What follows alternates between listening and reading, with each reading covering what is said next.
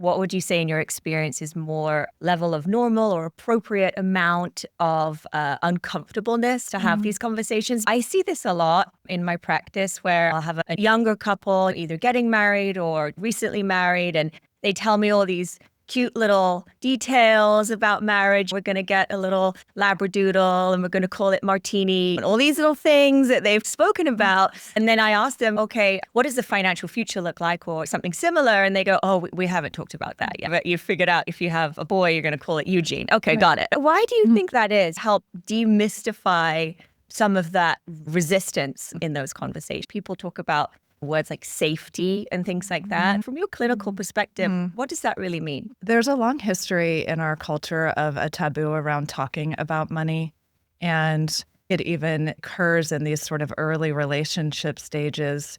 You wonder, why is it so taboo? It is because there's a lot of deep themes in the topic of money, such as power, control, security. Therefore, it has a charge to it, or there can be even to more clinical level trauma or certain kinds of financial abuse that have happened to a person. So there's a whole history that each individual brings into the couple.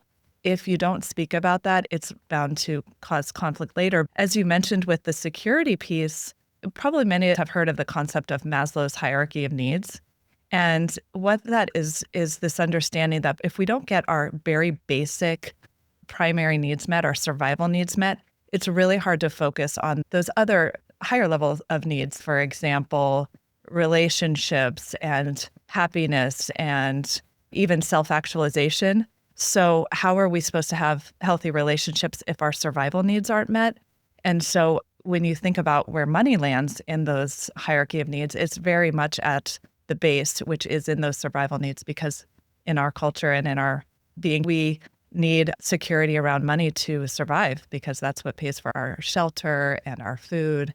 And so people are uncomfortable with these topics. But I think, again, being willing to have these hard conversations is really key. I could see that it probably comes up in your office quite a bit.